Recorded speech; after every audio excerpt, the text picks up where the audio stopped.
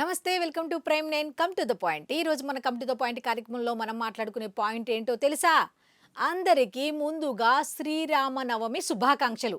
మరి పవన్ కళ్యాణ్ గారికి కూడా మనం ఈ కమ్ టు ద పాయింట్ కార్యక్రమం ద్వారా శ్రీరామనవమి శుభాకాంక్షలు తెలపాలి కాబట్టి మనదైన స్టైల్లో మనం శ్రీరామనవమి శుభాకాంక్షలు పవన్ కళ్యాణ్ గారికి తెలిపేద్దాం. ఎలా అంటే ఆనాటి రాములోరికి ఈనాటి పవనులోరికి మధ్య గల సంబంధం ఏంటి, తేడా ఏంటి అనే దాని మీద కమ్ టు ద పాయింట్ కార్యక్రమంలో మాట్లాడుకుందాం. ఆనాటి త్రేతాయుగపు రాములోరికి ఈనాటి కలియుగంలోని పవనులోరికి మధ్య తేడా ఏమీ లేదు. మారింది మాత్రం యుగాలు మాత్రమే, మిగతాదంతా సేమ్ టు సేమ్. సో ఈ రోజు కమ్ టు ద పాయింట్ కార్యక్రమంలో ఈ పాయింట్ మీద మనం ఖచ్చితంగా మాట్లాడుకోవాలి. ఎందుకు అంటే రాముడు అంటే ఎంత ఆదర్శవంతమైన రాజు అనేది, ఒక రాజు అనే కాదు, ఒక భర్త, అలాగే ఒక అన్న, అట్లాగే ఒక కుమారుడు, ఒక అధిపతి, ఒక రాజ్యానికి రాజు ఏ విధంగా వ్యవహరించాలి, రాజ్యంలోని ప్రజల సంక్షేమం గురించి ఎలా ఆలోచించాలి అనేటువంటి రాముణ్ణి ఆదర్శంగా తీసుకొని ఈరోజు పవన్ కళ్యాణ్ గారు ప్రస్తుత పరిస్థితుల్లో ఏ విధంగా ముందుకు వెళ్తున్నారు, అన్ని పాత్రలను సమానంగా ఈక్వల్గా చూసుకుంటూ చేసుకుంటూ వెళ్తున్నారు అనే దాని మీద ఖచ్చితంగా ఆనాటి రాములోరిని ఈనాటి పవనులోరుతో ఇద్దరిని కంపారిజన్ చేస్తూ కొన్ని విషయాలైతే మీ ముందుకు తీసుకొస్తా.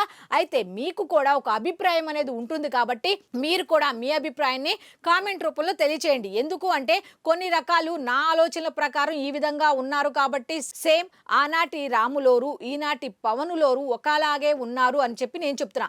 మీకు ఒక అభిప్రాయం ఉంటుంది కదా, మీకు ఒక ఐడియా వస్తుందిగా, అక్క ఇదిగో దీంట్లో కూడా ఉన్నారు, అమ్మ ఇదిగో దీంట్లో కూడా సేమ్ టు సేమ్ ఉన్నారని మీకు ఒక ఐడియా వస్తుంది కాబట్టి తప్పకుండా మీ అభిప్రాయాన్ని కామెంట్ రూపంలో తెలియచేయండి.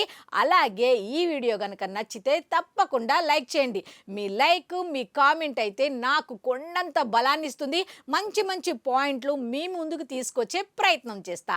ఇక కమ్ టు ద పాయింట్ కార్యక్రమంలోకి వెళ్ళిపోదాం. శ్రీరామనవమి అనగానే కేవలం పండుగ మాత్రమే కాదు, ఒక ఆదర్శవంతమైన జీవితానికి మార్గ నిర్దేశనం చేసే ఒక ముఖ్యమైన సందర్భంగా మనం చెప్పుకోవచ్చు.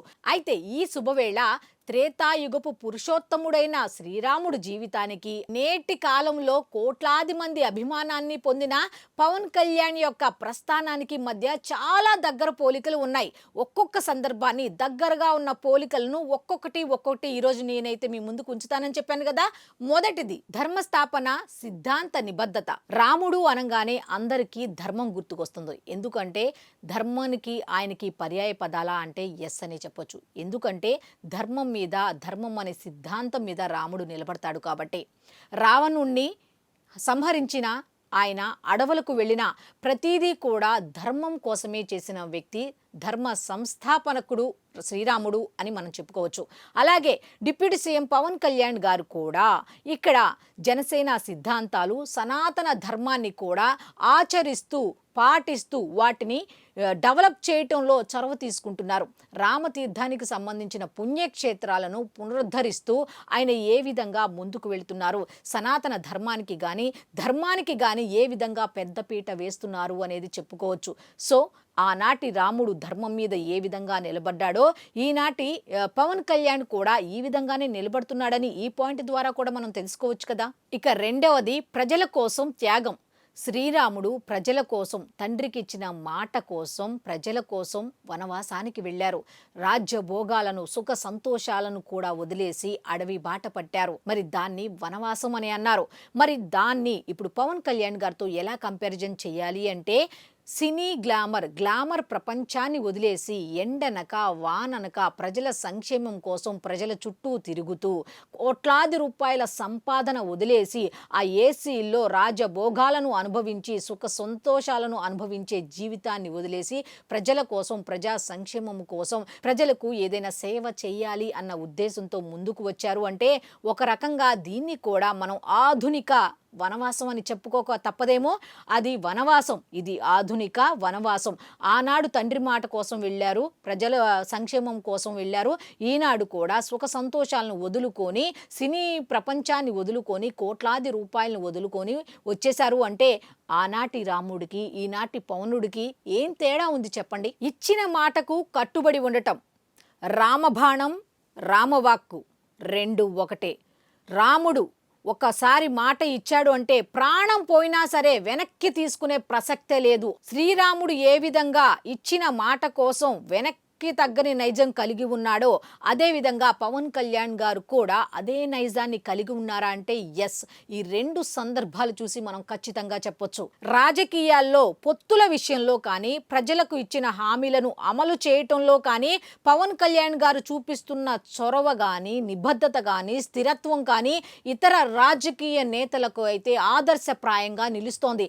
అసలు రాజకీయ నేత అంటే ఇలా ఉండాలి అన్నట్టుగా చెప్పుకుంటున్నారు. అసలు ధర్మ పరిరక్షణలో శ్రీరాముని ఏ విధంగా తలుచుకుంటారు, అలాగే ఇచ్చిన మాటను వెనక్కి తీసుకోరు అనే దాంట్లో శ్రీరాముని ఏ విధంగా పోల్చుకుంటారో సేమ్ ఇప్పుడు ఈ కలియుగంలో కూడా పవన్ కళ్యాణ్ గారిని అలాగే మనం ఊహించుకోవచ్చా అంటే ఈ ఒక్క సందర్భం సరిపోదా? ఇలా మనం పోల్చుకోవటానికి తప్పేమీ కాదు అని చెప్పడానికి. హనుమంతుడి భక్తి, పవనుడి శక్తి చాలా దగ్గర సంబంధం ఉంది. ఏమిటి అంటే రాముడికి అత్యంత ప్రియమైన వాడు ఎవరు అంటే హనుమంతుడు అని చెప్పుకోవచ్చు. రాముడి కార్య సాధనలో వెన్నంటి ఉన్న వాళ్ళలో కీలక పాత్ర పోషించిన వాళ్ళలో హనుమంతుడి పాత్ర ఎంత ఉంది అనేది మనందరికీ తెలిసిందే. కీలకమైన పాత్ర పోషించారు హనుమంతుల వారు అన్న విషయం కూడా మనందరికీ తెలిసిందే. మరి పవన్ కళ్యాణ్ పేరులో కూడా పవన్ అని ఉండటం, అది కూడా ఆయన హనుమంతుడు భక్తుడుగా ఉన్నాడు అంటే రాముడికి ప్రియమైన శిష్యుడు ఎవరు అంటే రాముడికి ప్రియమైన వారిలో హనుమంతుడు ఉన్నాడు కాబట్టి, హనుమంతుడు అంటే పవనుడు కాబట్టి, హనుమంతుడు అనేసరికి పవనుడు అన్నాను కాబట్టి ఆయన్ని మనం పవనుడు రాముడి ప్రియమైన శిష్యుడా అంటే ఎస్ అనే చెప్పుకోవచ్చు. ఎందుకంటే రాముడి అడుగు జాడల్లో నడుస్తూ సమాజ హితం కోసం ఏ విధంగా ముందుకు వెళుతున్నారు, సమాజ శ్రేయస్సు కోసం ఏ విధంగా పాటు పడుతున్నారు అనేది ఖచ్చితంగా మనం రాముడి భక్తి, పవనుడి శక్తి అని ఖచ్చితంగా మనం కంపారిజన్ చేసుకోవచ్చు. తన దృష్టికి ఏ సమస్య వచ్చినా సరే దాన్ని కూలంకషంగా పరిశీలించి శాశ్వత పరిష్కారం చూపించి రాముడి ప్రతి విషయంలో ఏ విధంగా ఆచితూచి అడుగులు వేస్తూ ప్రతి విషయాన్ని కూడా ఆ యుద్ధంలో కూడా ఎవరిని సంహరించాలి, ఎవరిని సంహరించకూడదు, ఇచ్చిన మాట ప్రకారం ఏ విధంగా నిలబడాలి, నిలబడకూడదు అన్నట్టుగా అనేక రకాల సందర్భాల్లో రామాయణం విన్న ప్రతి ఒక్కరికి కూడా నీతి ఎలా తెలుస్తుందో ఇప్పుడు ఈ రాజకీయ ప్రస్థానంలో కూడా పవన్ కళ్యాణ్ గారు సమాజ హితం కోసం తీసుకుంటున్న ప్రతి నిర్ణయం కూడా ఎంత ఆలోచనాస్పదంగా ఉంది అంటే సాక్షాత్తు కేంద్ర మంత్రులు కూడా పవన్ జీ సూపర్ అంటున్నారు అంటే ఆయన స్థాయి ఏమిటి అనేది ఒకసారి మనం ఆలోచించుకోవచ్చు. రాముడి స్థాయి ఎక్కడ? నిజం, నిబద్ధత, ధర్మం అనగానే ఆనాటి కాలంలో ఆయన పేరు గుర్తుకొస్తే ఇప్పటి వరకు కూడా సేమ్ ఇదే విధంగా ఇప్పటి నుంచి మళ్ళీ చరిత్ర ఉన్నంత వరకు కూడా సేమ్ పవన్ కళ్యాణ్ గారి పేరు మాత్రం రాజకీయాలకు సంబంధించి, ప్రజా సేవకు సంబంధించి, ప్రజా నాయకత్వానికి సంబంధించి, రాజకీయ నాయకత్వానికి సంబంధించి ఖచ్చితంగా చరిత్ర పుటల్లో అయితే లిఖించబడుతుందా అంటే ఎస్ అనే చెప్పొచ్చు. శ్రీరాముడి లక్ష్యం ధర్మ సంస్థాపన అయితే పవన్ కళ్యాణ్ లక్ష్యం సామాజిక మార్పు, ధర్మ పరిరక్షణ. శ్రీరాముడు రాజ్యభోగాలను త్యాగం చేసి అటవీ బాట పడితే మరి పవన్ కళ్యాణ్ గారు కూడా సినీ గ్లామర్, కోట్ల రూపాయల సంపాదన వదిలేసి ఆయన కూడా అడవి తల్లి బాట పట్టిన వ్యక్తి. రాముడికి శత్రువు ఎవరో తెలుసా? అధర్మం. మరి పవన్ కళ్యాణ్కి శత్రువు ఎవరో తెలుసా? ప్రజా వ్యతిరేక విధానాలు, అలాగే అవినీతి అనేది ఆయనకి శత్రువులతో సమానం. రాముడికి ఆయుధం ఏంటో తెలుసా? కోదండం, అదే బాణం. మరి పవన్ కళ్యాణ్ గారికి ఆయుధాలు ఏంటో తెలుసా? నిలకడైన పోరాటం, జనసేన సిద్ధాంతాలు. మరి రాముడు సాధించిన విజయం ఏంటో తెలుసా? రామరాజ్యం మనందరికీ తెలిసిందే. మరి పవన్ కళ్యాణ్ ఏం సాధించినాడు, ఏం సాధించబోతున్నాడు అని గనుక మనం చూసుకుంటే ఆయన విజయం ఎక్కడ సాధించాడు అంటే ప్రజలకి సేవ చేయటంలో, అభివృద్ధి చేయటంలో. ఇప్పటికైనా సరే ఏ పల్లెటూరుకైనా వెళ్ళండి, పవన్ కళ్యాణ్ గారి దయ వల్ల మా ఊరికి రోడ్డు వచ్చింది అని చెప్పేవాళ్ళు తప్ప కూటమి ప్రభుత్వం వల్ల వచ్చిందని చెప్పేవాళ్ళు ఒక్కళ్ళు కూడా లేరు. కానీ అదే మాట పవన్ కళ్యాణ్ గారిని అడగండి, ఆయన ఏం చెప్తున్నారంటే కూటమి ప్రభుత్వం వల్ల, కేంద్ర ప్రభుత్వ సహకారం వల్ల, ముఖ్యమంత్రి నారా చంద్రబాబు నాయుడు గారి సహాయ సహకారాల వల్ల అని చెప్పుకుంటున్నారు. ఎంత తేడా ఉంది చూడండి. ఇక్కడ విజయం రామరాజ్యం అయితే ఇక్కడ మనం ప్రజారాజ్యం అన్నాం అనుకోండి, మళ్ళీ ఏమంటారు? చిరంజీవి గారికి ఆపాదించారు అంటారు. కాబట్టి ప్రజారాజ్యాన్ని తీసేసి ప్రజా సంక్షేమ రాజ్యం, అభివృద్ధి రాజ్యం అని పెట్టుకుందాం. శ్రీరాముడు ఒక యుగ పురుషుడు అయితే పవన్ కళ్యాణ్ ఆ ఆదర్శాలను నేటి సమాజంలో అందరూ ఆచరించేలా చూడాలి, మనం కూడా ఆచరించాలి అని చెప్పే ఒక యువ నాయకుడని చెప్పొచ్చు. అయితే సహాయ సహకారాల్లో కానీ, దాన ధర్మాల్లో కానీ శ్రీరాముడు ఏ విధంగా ముందుండేవాళ్ళో, ప్రజా సంక్షేమం గురించి ఏ విధంగా ఆలోచించేవాళ్ళో, అదేవిధంగా పవన్ కళ్యాణ్ గారు కూడా సహాయాలు, దాన ధర్మాలు చేయటంలో నిజంగా శ్రీరాముడికి ఏమాత్రం తీసిపోని విధంగా తన సొంత సంపాదన నుండి ఆ విధంగా సహాయాలు, దాన ధర్మాలు చేస్తున్నారంటే ఒక్క రాజకీయ నాయకుడైనా ఉన్నాడా?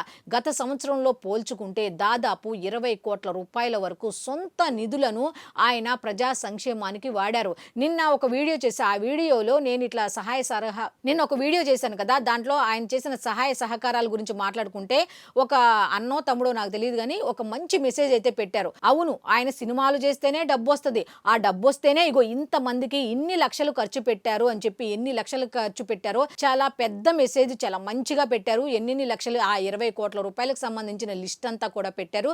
Thank you so much brother.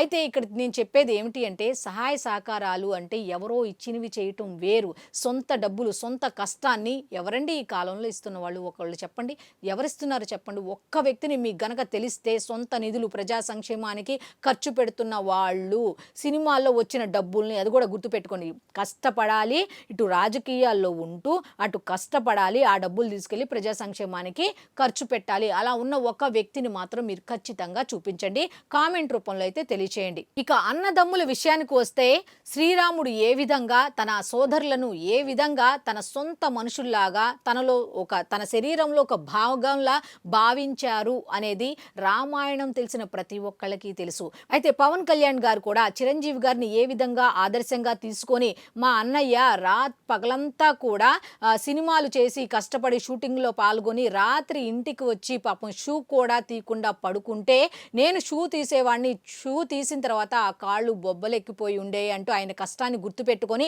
ఇటు సినిమాల్లో కానీ రాజకీయాల్లో కానీ పవన్ కళ్యాణ్ గారు పడుతున్న కష్టం ఎలా వచ్చింది అనుకోవచ్చు? వాళ్ళ అన్న నుంచి ఆదర్శంగా తీసుకొని ఆదర్శప్రాయుడయ్యాడనే కదా మనం చెప్పొచ్చు. ఇప్పుడు నాగబాబు గారు ఉన్నారు, నాగబాబు గారిని కూడా ప్రజాసేవకు వినియోగిస్తున్నారు అంటే ఒకసారి మనం అర్థం చేసుకోవచ్చు. అన్నదమ్ముల ఆశయాలకు అనుగుణంగా ఆయన ఏ విధంగా ముందుకు వెళ్తున్నారు, వాళ్ళను కూడా ప్రజా సంక్షేమంలో, ప్రజా సేవలో ఇన్వాల్వ్ చేస్తున్నారు అని అంటే కుటుంబం మీద ఆయనకున్న నిబద్ధత ఏంటి అని చెప్పుకోవచ్చు. శ్రీరాముడు ఎవరో ఒక తెలియని వ్యక్తి అన్న మాటకు సీతాదేవిని ఏ విధంగా వనవాసానికి పంపించాడు అనే దాన్ని ఒక నెగిటివ్గా చాలామంది క్రియేట్ చేస్తారు, కానీ అది కూడా ఒక ధర్మానికి సంబంధించింది అన్నట్టుగా కొంతమంది చెప్తారు. ఆయన ఏం చేసినా సరే దాంట్లో ప్రజా సంక్షేమం, రాజ్య పాలన ఇమిడి ఉంటుంది అన్నట్టుగా చెప్తారు. మరి అదేవిధంగా చాలామంది ఈయన వ్యక్తిగత జీవితాన్ని, ఇప్పుడు నేను వీడియోలో కూడా ఎవరైనా చూస్తే ఆయన వ్యక్తిగత జీవితాన్ని మరి ఇది రాముడు చేశాడా అంటే ఈయన చెప్పింది ఏంటో తెలుసా? కర్మ సిద్ధాంతం. ఏమని? నా కర్మ అలా అయిపోయింది, నేను ఎవరిని కావాలని మోసం చేయలేదు, ఆ సందర్భంలో అలా అయిపోయింది, అలా అని చెప్పి నేను ఎవరికి అన్యాయం అయితే నేను చెయ్యలేదు, నేను ఎవరికి అన్యాయం చెయ్యను కూడా, అటువంటి ఆలోచనలు నా దగ్గర లేవు, రావు కూడా. నేను ఒకవేళ తప్పు చేసినా వాళ్ళకి నేను చేయాల్సిన న్యాయాన్ని అయితే చేశాను అంటూ అది కూడా 10 మందికి వచ్చి చెప్పుకుంటూ ఒక రష్యన్ మహిళను వివాహం చేసుకొని కనీసం ఆ రష్యన్ మహిళను కూడా ఇష్టం వచ్చినట్టు మాట్లాడుతుంటే కూడా నోరు ఎత్తి మాట్లాడని నిబద్ధత కలిగిన వ్యక్తి ఎవరు అంటే డిప్యూటీ సీఎం పవన్ కళ్యాణ్ గారు అని చెప్పుకోవచ్చు. అయితే శ్రీరాముడు సంతానం అయినటువంటి లవకుశల గురించి మనం మాట్లాడుకుంటే, ఏ విధంగా రామకీర్తనలు చేసేవాళ్ళు, ఏ విధంగా ధర్మబద్ధంగా ప్రవర్తించేవాళ్ళు అన్నది ఖచ్చితంగా రామాయణం తెలిసిన ప్రతి ఒక్కళ్ళకి తెలిసే ఉంటుంది. అయితే ఈనాటి కాలం వాళ్ళకి గనక రామాయణం యొక్క గొప్పతనం తెలియకపోతే తల్లిదండ్రులు కానీ పెద్దలు కానీ ఈ ఆదర్శమూర్తి గురించి చెప్పే ప్రయత్నం అయితే చేయండి. ఇక పవన్ కళ్యాణ్ గారి సంతానానికి వస్తే, ఈ పిల్లల గురించి ఎక్కడైనా ట్రోలింగ్ కావాలని చేసేవాళ్ళు తప్ప వీళ్ళ అసభ్య ప్రవర్తన ఎక్కడైనా మీరు గమనించారా? చాలామంది సెలబ్రిటీల పిల్లలు బయట ఎలా ఉంటారు, వాళ్ళ వీడియోలు ఏ విధంగా బయటకు వస్తాయి మీరు గమనించారు కదా. మరి ఇటువంటి పిల్లలు ఎంత పద్ధతిగా ఎక్కడెక్కడ ఎలా ఉండాలి ఏంటి అనే దాని మీద వాళ్ళని చూసి తండ్రి బాటలో నిజంగా ఆ పిల్లలు కూడా నడుస్తున్నారా అంటే ఎస్ అనే చెప్పొచ్చు. భార్య దగ్గర నుంచి పిల్లల వరకు, అన్నదమ్ముల దగ్గర నుంచి మిగతా కార్యకర్తల దాకా మిగతా వాళ్ళందరూ కూడా ఆయన అడుగుజాడలోనే నడుస్తున్నారా అంటే ఎస్ అనే చెప్పొచ్చు. ఇక రామ భక్తుల గురించి ఖచ్చితంగా మనం మాట్లాడుకోవాలి. రామా శ్రీరామ, రామ రామ పరంధామ అంటూ శ్రీరామ భక్తులు ఆయన పేరు ఉచ్చరిస్తూ శ్రీరామ రామ రామేతి రమే రామే మనోరమే సహస్రనామ తత్తుల్యం రామనామం వరాననే అంటూ వాళ్ళు చెప్పుకునే రామకీర్తనలు మామూలుగా ఉండవు. అవి ఆ పేరు జపిస్తుంటేనే తెలియని పులకరింత వస్తుంది. మరి సేమ్ ఇక్కడ కూడా అంతే. జనసేనాని పవన్ కళ్యాణ్, పవర్ స్టార్ పవన్ కళ్యాణ్ అసలు ఎవరున్నారయ్యా అంటే చాలామంది ఎగతాళి చేసిన మాట ఏమిటో తెలుసా? నూనూగు మీసాల పిల్లలు, వాళ్ళకేం తెలుసు, వాళ్ళు ఏం చేస్తారు అన్న మాట్లాడారు కదా, వాళ్ళే పిఠాపురం ఎమ్మెల్యే స్థాయికి తీసుకొచ్చిన వాళ్ళు ఎవరో తెలుసా? వాళ్ళే. మరి వాళ్ళని గుర్తించారా పవన్ కళ్యాణ్ గారు అంటే ఎస్ గుర్తించారు. కాబట్టే జనసేన ఉద్యమి కార్యక్రమాన్ని చేపట్టి వాళ్ళందరినీ కూడా కార్యకర్తలుగానే ఉంచకూడదు, నాయకులుగా చూడాలి అన్న ఉద్దేశంతో నాయకత్వ లక్షణాలను తీసుకొచ్చే ప్రయత్నం అయితే చేస్తున్నారని చెప్పుకోవచ్చు. సో మొత్తానికి నేనైతే ఆనాటి రాముణ్ణి ఈనాటి పవన్నుణ్ణి ఈ విధంగా కంపారిజన్ చేశా. సో మీకు ఏదైనా ఆలోచన ఇస్తే తప్పకుండా మీరు కూడా మీ అభిప్రాయాన్ని కామెంట్ రూపంలో తెలియచేయండి. సో ఇది ఈనాటి కమ్ టు ద పాయింట్ కార్యక్రమం. మళ్ళీ రేపటి కమ్ టు ద పాయింట్ కార్యక్రమంలో కలుసుకుందాం. అంతవరకు సెలవు. నమస్కారం.